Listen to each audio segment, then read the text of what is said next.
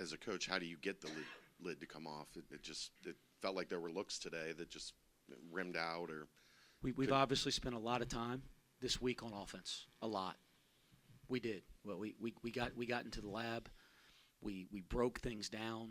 We worked on execution, not just of like 5-man plays, but in small combinations. We're doing everything that we can think to do that's within reason of what our players can handle this time of year. So we're working our tails off in every way. I thought there was possessions where you could see our offense really taking a step with ball and player movement, with things freeing up, okay? And it's because it's been stagnant at times here over the last 2 weeks. You get some good looks and you don't convert them. Like I said, there's a lid on it right now. It will come off. It always does. And we have good players, so it'll definitely come off. They'll find their rhythm and their feel and their flow. Okay, I believe in that. And if it would have come off tonight just in a little way, I think we feel a lot different here.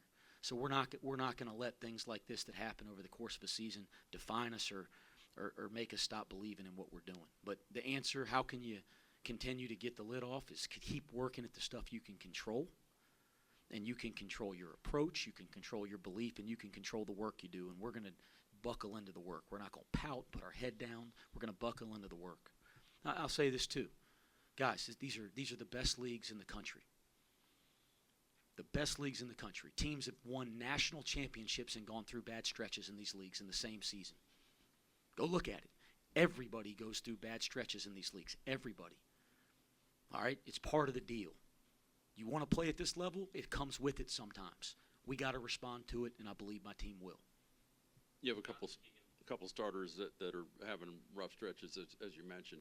How do you tell shooters to keep shooting? Because it's human nature to be gun-shy, I would think, after missing a ton. You tell them to keep shooting, like I told them tonight.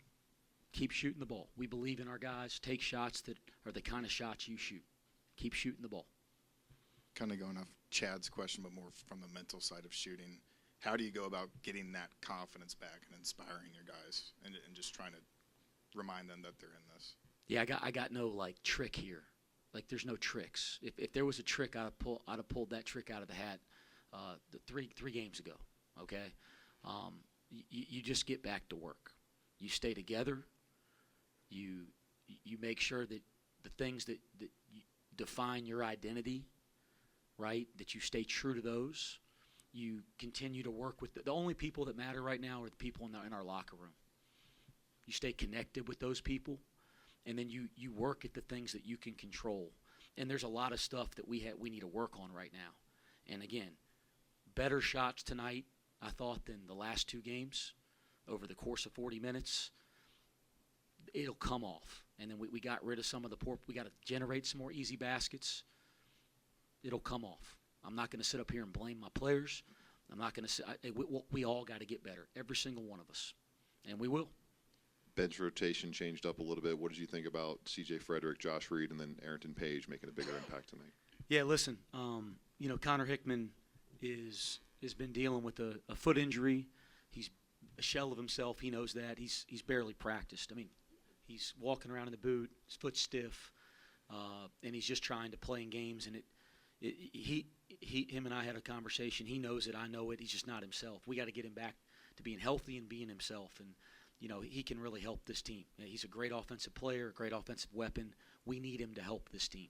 Okay, so you got a guy in C.J. Frederick that has a ton of experience at this level of college basketball.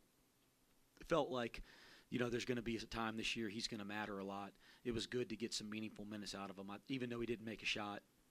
I thought he made a couple really good, tough plays defensively, and I thought he gave us a little pop and a spark with his player and ball movement. Josh Reed, same thing. He has a ton of experience. He's played in this league before and had some success. Certainly the tough physical stuff.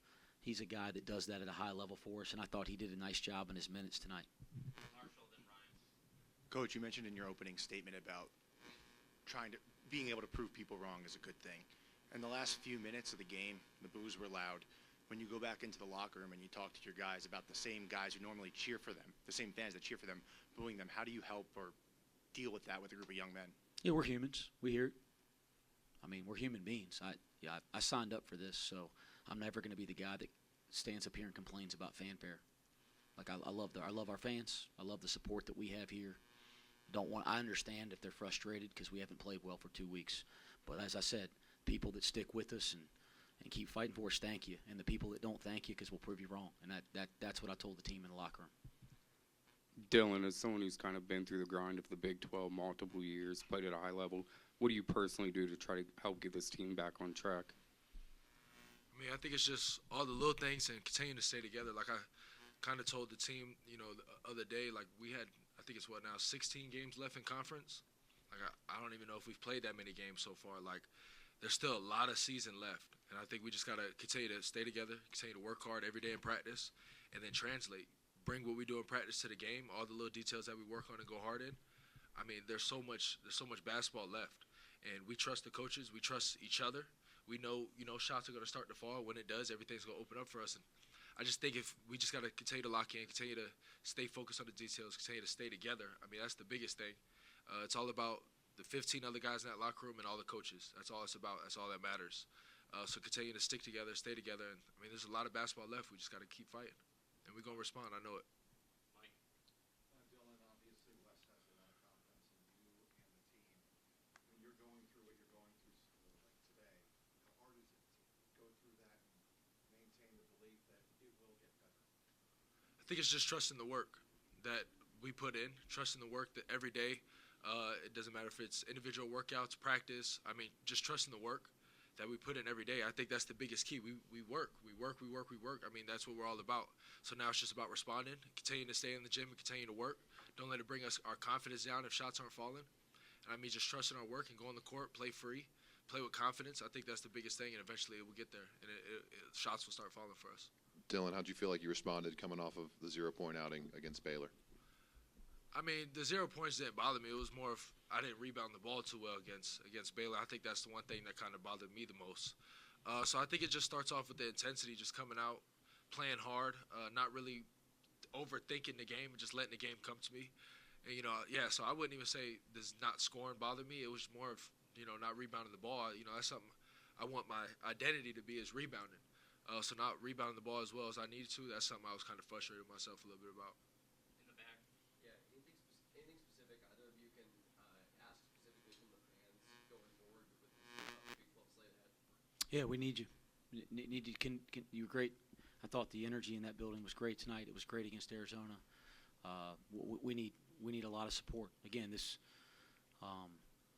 these leagues, and there's a handful of them in the country. They're monsters, and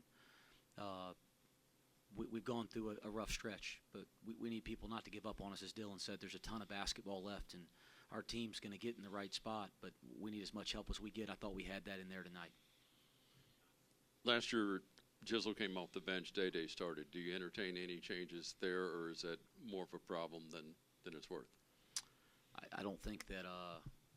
I think both of them are going to play significant minutes. I think they're both currently playing significant minutes. I think they're both going to continue to play significant minutes, and that's not something that we spend any time thinking about. But they're both incredibly important to our team. So whether or not they run through the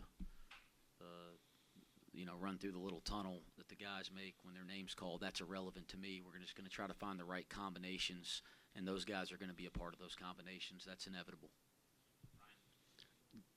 Wes, Dan had 7 points with 6:41 remaining in the first half. Who's this? Dan Skillings only had 2 shots the rest of the game. Is there anything that Kansas did to kind of take him away, or is it just him playing within the flow of the game?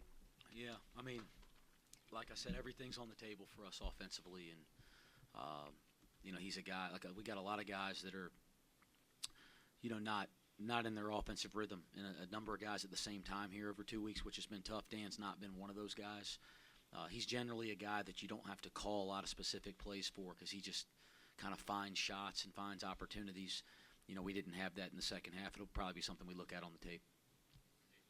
Not the result you wanted, but holding a team like Kansas to 54 points, like how many positive nuggets is that for you guys, when you probably break this down later? We got back to defending and rebounding tonight. That needs to be expected. That was the disappointing part of Baylor. And we can't stop that just because we didn't get the result that we want. And, again, little come off. We defend and rebound, we're going to be just fine. Dylan, was Kansas doing something defensively there to really kind of take away and make things a little bit troubling there on the offensive end? Obviously, with how the shooting went, were they doing something that kind of surprised you guys a little bit there? No, I don't think so. I think it's just all about us controlling what we control. I thought we had some down the stretch, some rough turnovers that was kind of our mistake. We had control of it. We kind of made some turnovers, so I didn't think it was really anything they were doing. I mean, they got a great defense team. Don't get me wrong, like every team in the Big 12. But I kind of thought it was just us making some turnovers, maybe not making smart decisions on some plays. And really, it was just down the stretch. Those last 6 minutes or so in that second half. So I mean, they're a great defense team, but at the end of the day, I think it all comes down to us if we want to win and just doing the little things that we work on in practice every day.